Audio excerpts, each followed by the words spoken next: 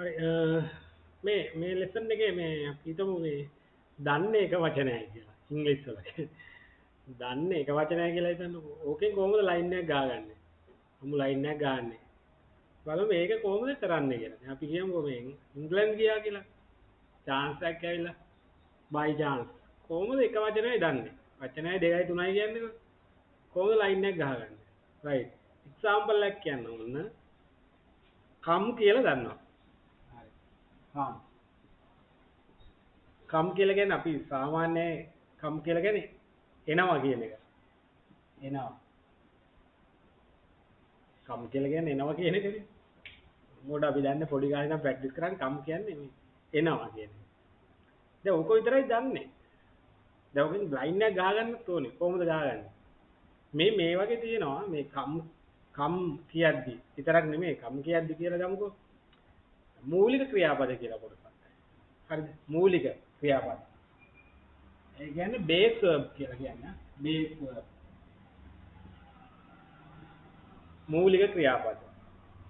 මේ මූලික ක්‍රියාපද වලින් කරන්න පුළුවන් දෙයක් තියෙනවා. මොකද්ද? මූලික ක්‍රියාපද වලින් කරන්න පුළුවන් ඕඩර් එකක් දෙන එක. ඕඩර් එක. ඕඩර් එක කියලා කියන්නේ අන කිරීමක් කරන්න පුළුවන්. අන කිරීමක් ආරයි කරන්න පුළුවන්. කරන්න කියලා කියන්නේ අන කිරීමක් කරන්න පුළුවන්. එතකොට දැන් මේ කම් කරේ අපි දන්නේ. දැන් මොකද කම් කියන්නේ එනව නෙමෙයි එතකොට ඕඩර් එකක් නේද? අන කිරීමක් කියන්නේ. කම් කියන්නේ එතකොට ඕඩර් එකක් දෙන්නේ. ඕඩර් එකක් දෙන්නේ. මොකද්ද? එන්න කියලා කියන්නේ. එතකොට කම් කියන්නේ මොකද්ද? එනව නෙමෙයි. එන්න. කම් කියලා කියන්නේ එන්න. දන්නේ එකයි. කොහොමද ගන්නෙ? කම් එන්න. ඕඩර් එකක් දෙන්න. බේස් verb එක මූලික ක්‍රියාපදයක් භාවිතා කරනවා. කම් එන්න. දැන් කම් එකෙන් තව ගන්න පුළුවන් නේද? කම් මෙහෙට එන්න. කම් here. මෙහෙට එන්න. කම් here. මෙහෙට එන්න. here කියලා කියන්නේ මෙහෙ. මෙතන. මෙහෙ. come here. come here. come here. මෙහෙට එන්න. come in. ඇතුළට එන්න. මේ අනකිරීම දෙන්නේ මේ. මේ දෙන්නේ අනකිරීම. ඒකට come in. ඇතුළට එන්න. come in. ඇතුළට එන්න. come here. මෙහෙට එන්න. come in. ඇතුළට එන්න. අනකිරීම දෙන්නේ. base verb වලගේ. තව මේ come එකත් එක්ක තව ක්‍රියාපදයක් කොහොමද දාන්නේ? එන්න. ඉඳ ගන්න. එන්න කියලා කියන්නේ ඕඩර් එකක්. ඉඳ ගන්න කියලා කියන්නේ ඕඩර් එකක්. ඉඳ ගනින් වගේ තමයි. වරෙන් ඇවිල්ලා ඉඳ ගනින් වගේ. come and sit. ඇවිල්ලා ඉඳ ගන්න කියන එක තමයි කියන්නේ. ඒකත් අනකිරීමක්. ඕඩර් එකක් දෙන්නේ. එතකොට සියලුම අනකිරීම. එතකොට ඇවිල්ලා ඉඳ ගන්න. ඇවිල්ලා කිව්වට අර ලා කියන past participle verb එක නෙමෙයි. එතන මූලික වශයෙන් මේවා වෙන්නේ මේ පදනම් වෙන්නේ ඕඩර් එකක් කරන්න කියලා කියන එකක්. ඒකයි. come and sit. come and sit. come and sit. ඔය come and sit. එන්න. සහ ඉඳ ගන්න එක. එහෙම බෑනේ ඒක. ඇවිල්ලා ඉඳ ගන්න. ඇවිල්ලා ඉඳ ගන්න. come and sit. ඇවිල්ලා ඉඳ ගන්න. please come and sit. කරුණාකර ඇවිල්ලා ඉඳ ගන්න ඕඩර් එකක් දෙන්න. come and see. ඇවිල්ලා බලන්න. come and see.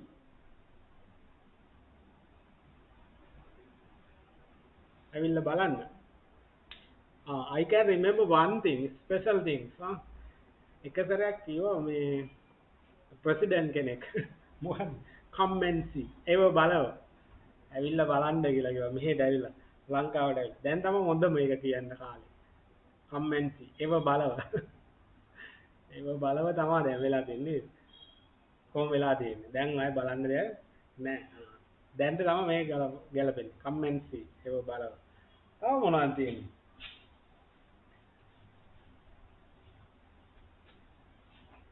come for a tea නේ. come for tea. come for tea. අපි කියනවාද තේ එකක් බොන්න එන්න කියලා. එන්න come for tea. for කියලා කියන්නේ අමු තේරුම වෙනුවෙන් නැත්නම් සඳහා වගේනේ. tea එකක් බොන්න. for tea තේ එකක්. කම්ෆෝටි කම්ෆෝටි තේ එකක් බොන්න එන්න කම්ෆෝටි නේ කෑම කන්න එන්න කොහොමද කියන්නේ come to have meals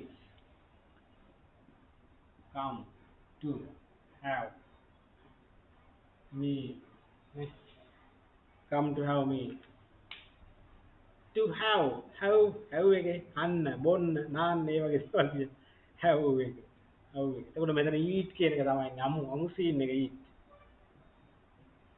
කියන come to eat meals to නම් තෑනේ ඒකයි ඇවිල්ලා කන්න කියන එක තමයි එන්න කෑම ටිකක් කන්න කෑම කන්න එන්න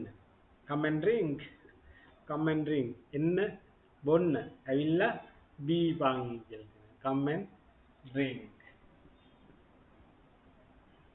come and drink ඇවිල්ලා බොන්න දැන් have come and drink ඇවිල්ලා බොන්න කොහොම තමයි හදාගන්නේ ඔය come එකට එක වචනයයි දාන්නේ නම් come එතකොට ඕඩර් එකක් දෙන්න බලන්න come ඒ වගේ තව තියෙනවා go කියන්නේ යනවනේ එතකොට යන්න go out එළියට යන්න වචන කීපයකින් ලයින් එක ගහ ගන්න පුළුවන් ඉංග්‍රීසි ගියත් වැඩි ගොඩ දා ගන්න පුළුවන් ඕන්න සීන් එක පදනමක් හදා ගන්න බේස් වර්බ් 10ක් විතර ස්ටඩි කරලා යන්න ඉංග්‍රීසි එතකොට ටික අප් කරගන්න පුළුවන් right bye for now